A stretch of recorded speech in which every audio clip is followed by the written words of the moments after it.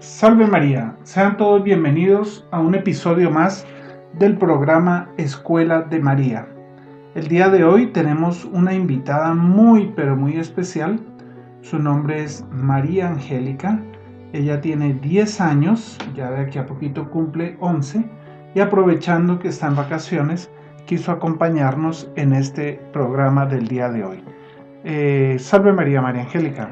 Salve María, un saludo para todos y gracias por la invitación. Bueno, María Angélica nos va a acompañar el día de hoy leyendo algunos textos que vamos a consultar a propósito de un tema muy lindo también y muy acorde a la fecha, porque el día de ayer celebrábamos la solemnidad de San Pedro y San Pablo, y de hecho este próximo fin de semana, que es festivo en Colombia, será justamente por causa de la festividad de San Pedro y San Pablo. Entonces vamos a comenzar dando lectura al Evangelio de esta festividad. Cuando llegó Jesús a la región de Cesarea de Filipo, preguntó a sus discípulos: ¿Quién dicen los hombres que es el Hijo del Hombre? Ellos respondieron: unos dicen que Juan Bautista, otros que Elías, otros que Jeremías o uno de los profetas. Él les dijo: ¿Y vosotros quién decís que soy yo? Tomando la palabra, Simón Pedro dijo: Tú eres el Mesías, el Hijo de Dios vivo. Jesús respondió, dijo: Bienaventurado eres tú, Simón, porque no es la carne ni la sangre quien te ha revelado esto, sino mi Padre que está en los cielos. Y yo te digo que tú eres Pedro, y sobre esta piedra edificaré mi iglesia, y las puertas del infierno no prevalecerán contra ella. Te daré las llaves del reino de los cielos. Lo que ates en la tierra será atado en los cielos, y lo que desates en la tierra será desatado en los cielos. Bueno, esta cita es de San Mateo y del Evangelio de San Mateo, y es muy bonito porque vemos a un hombre sencillo como era San Pedro, y él es el primero en reconocer oficialmente la divinidad de nuestro Señor Jesucristo, de que Él era el Mesías. Hay un tema aquí que es muy importante y que, las personas que son entrañablemente católicas, no son, tibios, ¿cierto? O incluso hay para los ateos o los heréticos, se distinguen. Y es cuando hacemos referencia a algo importante que es el papado, el poder del papado, la infalibilidad del papado, sea quien sea el papa. No importa, a través de la historia ha habido muchos papas. Las almas fervorosas, católicas verdaderas, se inflaman, se alegran. Las tibias quedan como indiferentes, y otras incluso se pueden incomodar. ¿Sí? Entonces, esa es la materia justamente del Evangelio de hoy. Y podemos decir que todo cuanto hay en la iglesia de santo, todo lo que hay en la iglesia de bueno, de virtud, tiene un valor si está unido a la cátedra de San Pedro.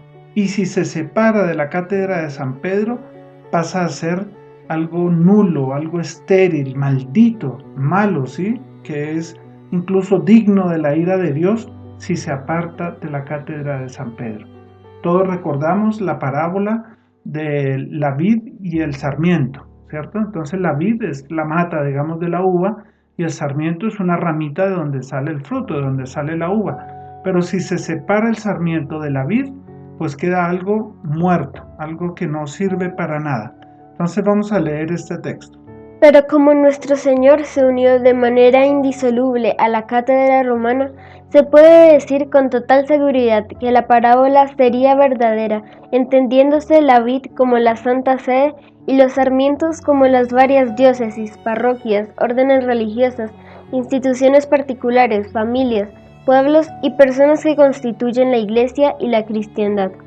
Todo esto solo será verdaderamente fecundado en la medida que tenga una íntima, calurosa, incondicional unión a la cátedra de San Pedro.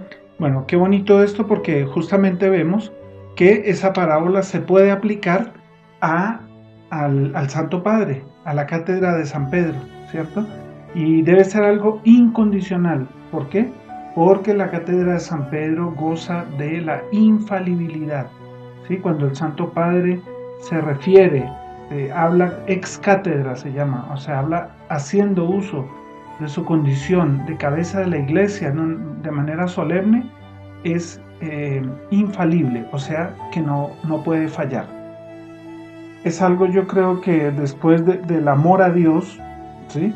Es como el más alto de los amores que la religión nos enseña, ¿sí?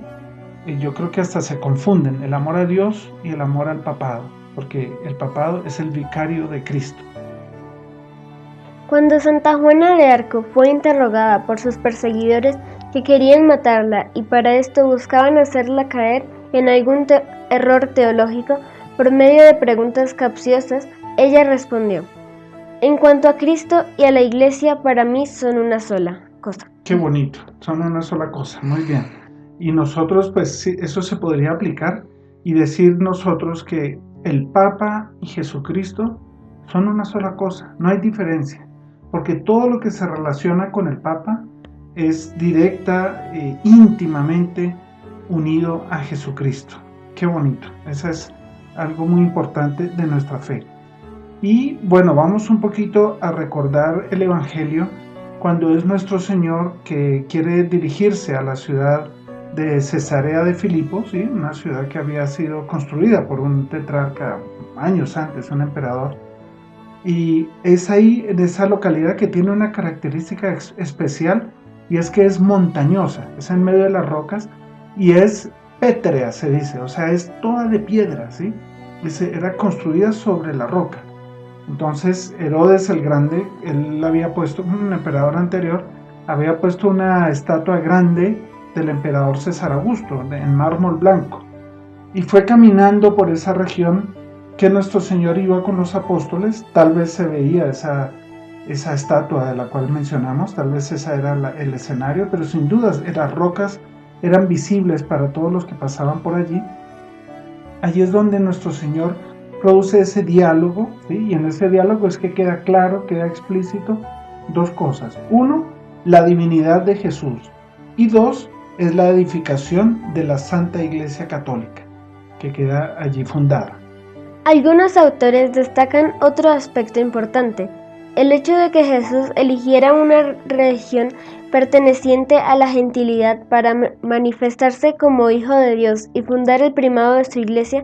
Lo interpretan como un presagio del rechazo al reino mesiánico por parte de los judíos y su definitiva transferencia a los gentiles. Bueno, entonces nuestro Señor proclama su divinidad y funda la Iglesia, no por así decir en territorio judío, sino que Él se va a otro lugar, ¿cierto? Se aleja de allí, justamente como indica la lectura, como para presagiar, como ya Él sabía lo que iba a suceder, y era que el pueblo judío era el que lo iba a crucificar y lo iba a rechazar. Entonces, muy interesante ese aspecto de la lectura. Ahora, es importante también lo siguiente: nuestro Señor, allí en esta conversación, Él quiere proclamar su divinidad y lleva a los apóstoles a proclamar también la verdad, que era una respuesta a los errores de la opinión pública. Porque nuestro Señor le pregunta a los apóstoles, ¿qué es lo que dice la gente de mí? ¿Cierto? ¿Qué es lo que dice la gente? Entonces la gente dice, no, que era un profeta, que era Elías, que era la resurrección de San Juan Bautista. O sea que la opinión pública estaba equivocada. Y nuestro Señor justamente lo que hace es proclamar la verdad en contra de los errores de la opinión pública, ¿cierto? Porque los apóstoles, ellos habían visto los milagros, no solo los apóstoles, la gente había visto los milagros de nuestro Señor y conocían la doctrina, etc. Pero el pueblo no lo consideraba el Mesías esperado, o sea, no lo consideraban el Hijo de Dios, porque la idea que ellos tenían era que iba a venir un Mesías poderoso aquí en la tierra, digamos, en el sentido como que un rey, y que iba a devolverles a ellos el poder. Entonces vamos a leer este pedacito que dijo nuestro Señor. Él les dijo: ¿y vosotros, quién decís que soy yo? Entonces miren que primero les pregunta, bueno, ¿qué dice la gente? ¿Sí? Y luego les dice, bueno, ¿y ustedes qué dicen? Hay un santo que se llama San Juan Crisóstomo, uno de los padres primeros de la iglesia, y él señala que esta segunda pregunta, ¿sí?, sin él refutar, nuestro Señor, los errores de lo que pensaban los demás, él quiere oír de labios de los mismos apóstoles para probar la fe, quiere oír qué es lo que ellos piensan de él, y así más fácil llevarlos a proclamar su divinidad. Y aquí él usa pues este título humilde de el Hijo del Hombre. Tomando la palabra, Simón Pedro dijo: Tú eres el Mesías, el Hijo de Dios vivo. Bueno, qué lindo, porque San Pedro le da a Dios el título de el Dios vivo. ¿Por qué? Para distinguirlo justamente de los dioses paganos, de los dioses que eran, en fin, era materia muerta, sustancia muerta. Entonces San Pedro hace esa declaración. Jesús respondiendo dijo: Bienaventurado eres tú, Simón, porque no es la carne ni la sangre quien te ha revelado esto, sino mi Padre que está en los cielos. Entonces, nuestro Señor deja bien claro que lo que dice San Pedro, esa verdad de San Pedro es una verdad revelada. No fue que San Pedro se puso a pensar y analizar y con un simple conocimiento experimental, él es el Hijo de Dios. No, fue revelación, fue inspirado por el Espíritu Santo. Y en este pasaje, nuestro Señor se declara a San Pedro bienaventurado.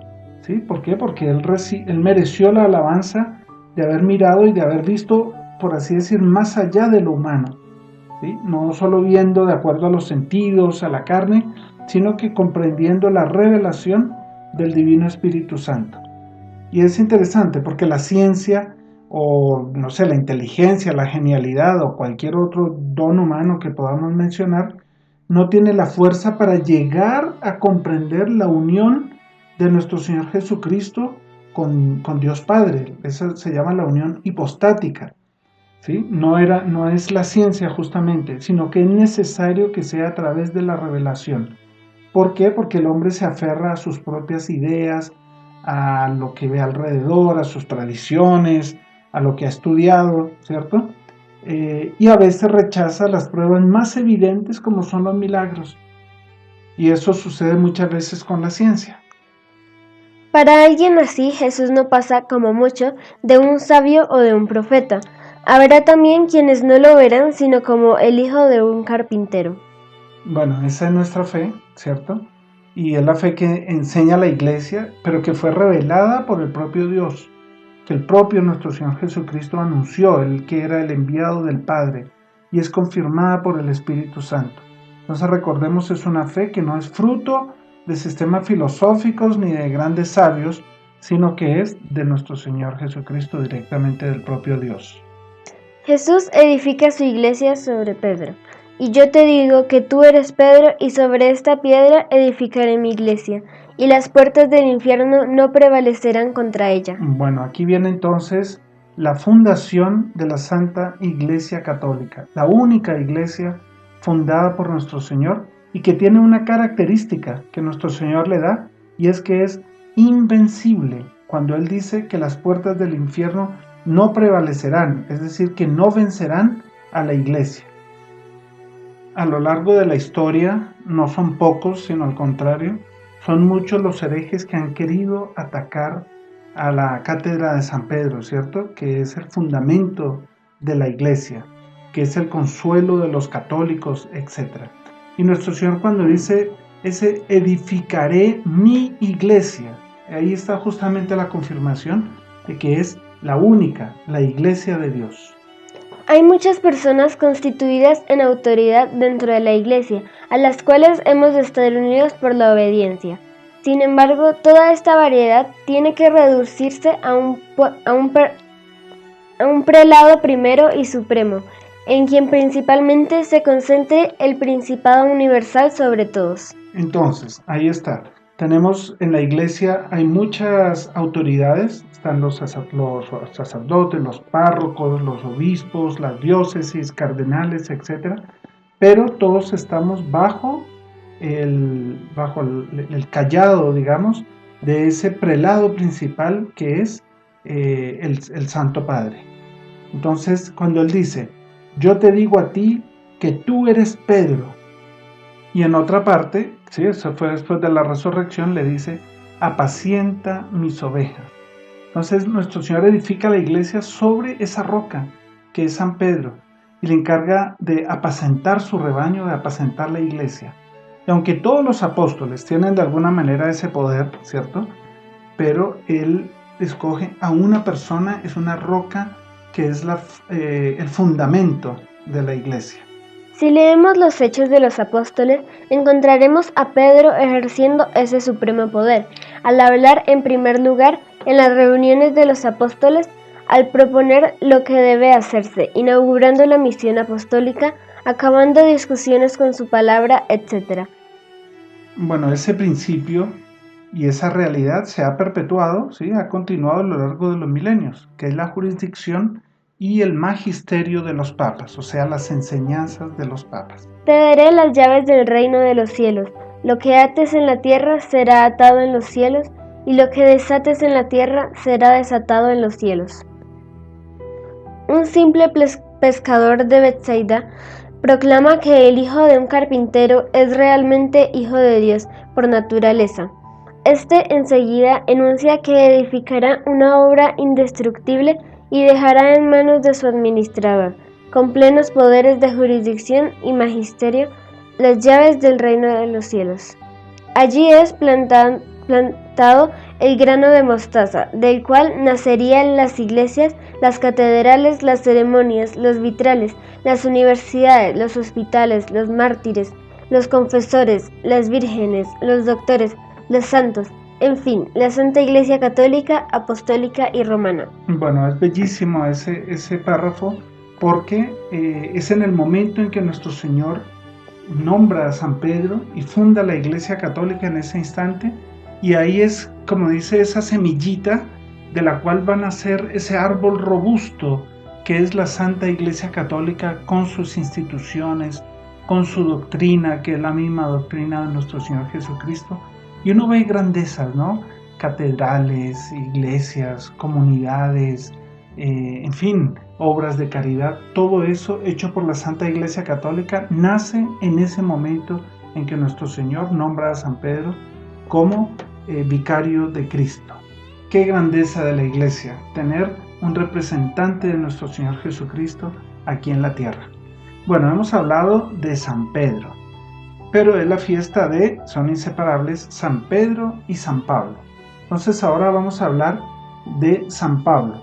San Pablo, Dios le dio una vocación, le dio un llamado, pero muchas veces Dios como que se complace en llamar a alguien que aparentemente es lo contrario para la misión que Él le da. Por ejemplo, escoge a Moisés y Moisés resulta que era tartamudo. Alguien podría decir, no, para hablar delante del faraón, Dios va a escoger a una persona que sea muy elocuente y que tenga el don de la palabra.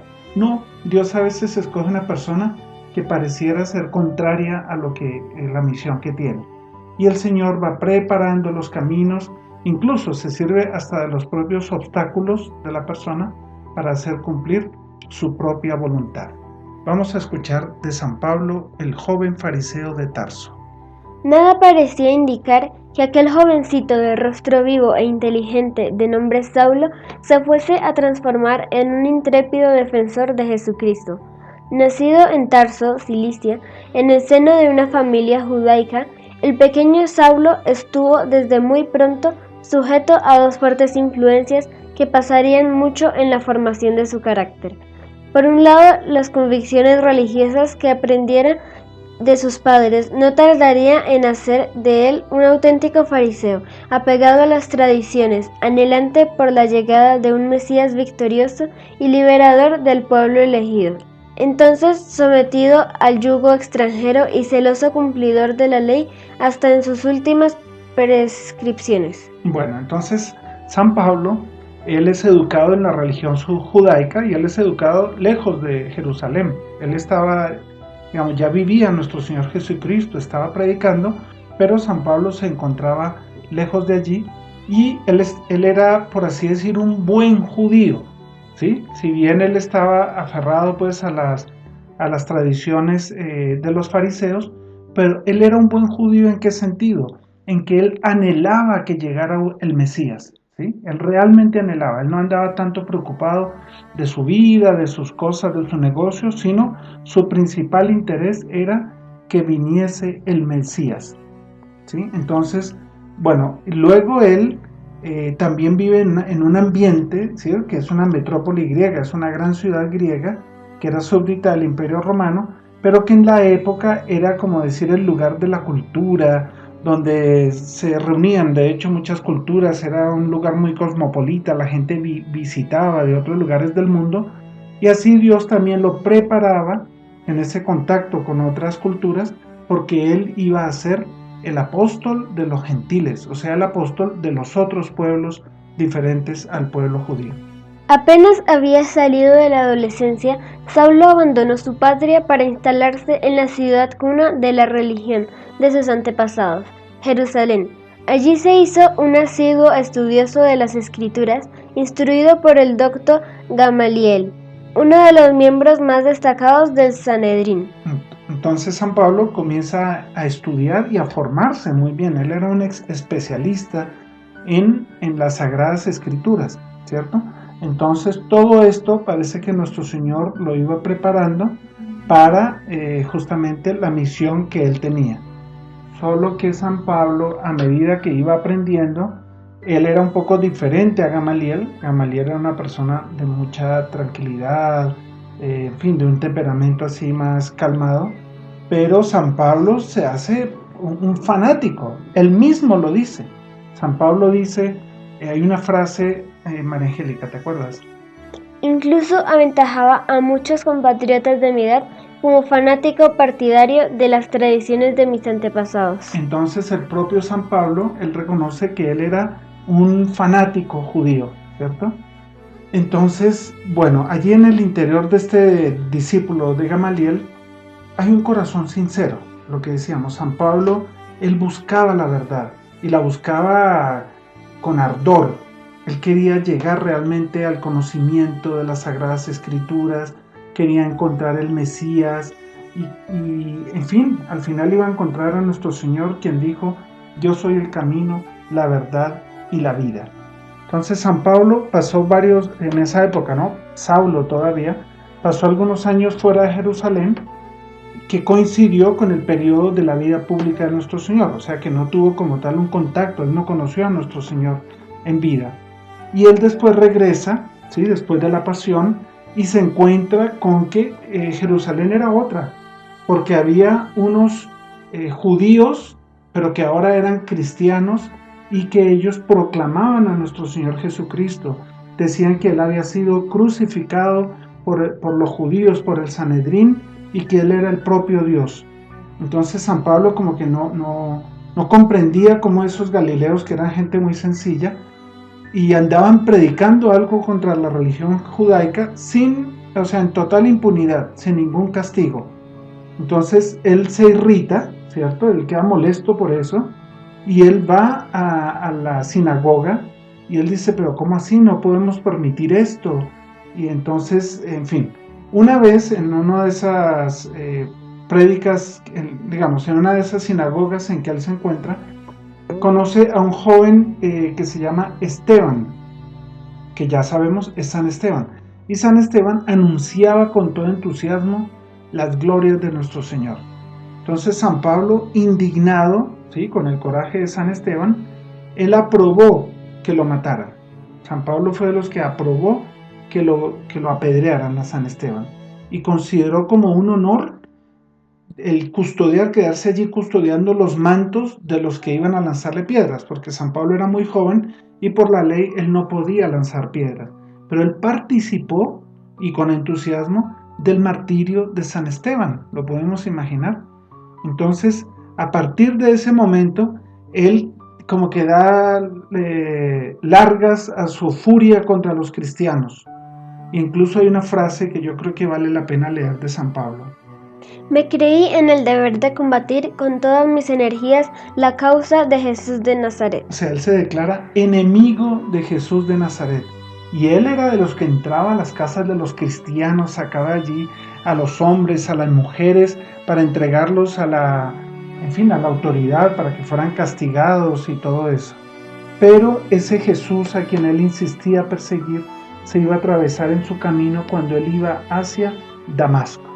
Podemos imaginar el ansia del joven Saulo al aproximarse a Damasco, gozando de antemano la hora de saciar su cólera en el cumplimiento de la misión que se proponía. Pero es que súbitamente una luz fulgurante venida del cielo la envolvió a él y a sus compañeros, derribándolo del caballo. Allí caído en la tierra y cegado por el resplandor de los rayos divinos, el orgulloso fariseo no puede resistir más al poder de Cristo y se declaró vencido. Señor, ¿qué quieres que haga? Qué bonito, porque nuestro Señor le dice, no, Saulo, ¿por qué me persigues? Y él, que era enemigo de nuestro Señor, queda convertido en ese momento y él dice, Señor, ¿qué quieres que haga? O sea, él de perseguidor pasa a ser fiel, listo a obedecer el mandato de nuestro Señor, el mandato de Dios. Y qué bonito, ¿no? Cuánta gloria para Dios, que con un simple toque de su gracia transforma a su apóstol, ¿cierto? En uno de sus discípulos más reconocidos, ¿no? A San Pablo se le conoce como el apóstol, aunque no fue de los 12 apóstoles, pero es conocido como el apóstol. Entonces él, bueno, ahí se levanta del suelo, ayuda a sus compañeros. Ahí viene la historia que todos conocemos. Él debe ir a una ciudad donde va a encontrar, él queda ciego, ¿no? Donde va a encontrar un hombre y bueno, ahí él entra en contacto con los cristianos y se hace uno de los cristianos. Entonces, con la misma radicalidad, con el mismo empeño, con la misma fuerza con que él se apegaba al judaísmo, ahora abraza la iglesia de Cristo, ¿sí? Y la gracia pues es otro San Pablo, por así decir, pero él sigue con ese mismo ímpetu, con esa misma personalidad que él tenía, que ahora está al servicio de nuestro Señor Jesucristo. Y bueno, ahí viene la historia de San Pablo. Infelizmente no tenemos mucho tiempo ya, pero él comienza a predicar, luego va a Grecia, a los pueblos gentiles, y comienza a llevar el mensaje de nuestro Señor Jesucristo con un amor, con una entrega, con una caridad también, y con esa fuerza, ¿cierto? Tuvo que enfrentar oposiciones incluso dentro de los judíos, dentro de los cristianos, digamos, de los nuevos cristianos. Tiene que enfrentar persecuciones, en fin, es apaleado, es atacado por sabios, pasó por 1001 situaciones hasta que él llega a Roma, ¿sí? Él llega a Roma, allí proclama también a nuestro Señor Jesucristo, después va nuevamente a predicar a otros lugares y finalmente él vuelve a Roma y es condenado a muerte. Como él era noble romano, como él era ciudadano romano, entonces él no podía ser crucificado como lo fue San Pedro, sino que por ley debía morir decapitado, pero no podía ser dentro de la ciudad. Entonces se lo llevan afuera, fuera de la ciudad, y allí es donde le cortan la cabeza. Hay una tradición muy bonita que cuenta que cuando cae la cabeza de San Pablo, golpea 3 veces el piso y en el suelo, ¿no? Era entre los árboles allí. Y en esos 3 lugares donde golpeó la cabeza, nacieron unas fuentes de agua así burbujeante. Entonces es conocido hoy como la Tre Fontana, ¿sí? El lugar de las 3 fuentes, es lo que cuenta la tradición. Y bueno, San Pablo pasa a ser inmolado, pero para él la muerte pues no significaba mucho porque él ya estaba muerto para el pecado y vivo para Dios. Y ahí es que él da esa frase bellísima que él dice: Señor, combatí el buen combate, ahora merezco el premio de tu gloria. Porque él sabía que había sido santo, que había hecho todo lo que Dios le había pedido y era el momento de recibir la gloria eterna. Entonces así, un poco de manera lógicamente muy resumida más bien, hemos recordado la historia de San Pedro y San Pablo, aquellas 2 columnas de la Santa Iglesia, y que hasta hoy, ¿no? Ellos amparan la iglesia, esa iglesia que será triunfante, que hoy es triunfante con aquellos que están en el cielo, que es penitente con aquellos que están en el purgatorio, que hacen parte de la iglesia, y que es iglesia militante en todos nosotros que estamos aquí en la tierra, militando, luchando, principalmente en defensa de nuestro Señor Jesucristo, en proclamación, en ser heraldos del Evangelio, y también lógicamente esa lucha interna de cada uno para cumplir los mandamientos y para hacer la voluntad de Dios. Entonces, una alegría haber estado con ustedes el día de hoy hablando de estos grandes santos, y una alegría también de haber tenido la compañía de María Angélica. Entonces vamos a terminar rezando un Ave María en honra a estos grandes santos y pidiéndoles que nos hagan seguir su ejemplo de fortaleza y sobre todo de proclamadores del Evangelio de nuestro Señor Jesucristo. En el nombre del Padre, y del Hijo, y del Espíritu Santo. Amén. Dios te salve María, llena eres de gracia, el Señor es contigo, bendita tú eres entre todas las mujeres, y bendito el fruto de tu vientre Jesús. Santa María, Madre de Dios, ruega por nosotros pecadores, ahora y en la hora de nuestra muerte. Amén. Nuestra Señora del Rosario de Chiquinquirá, ruega por nosotros. San Pedro Apóstol, ruega por nosotros. San Pablo, ruega por nosotros. En el nombre del Padre, y del Hijo, y del Espíritu Santo. Amén. Salve María. Salve María.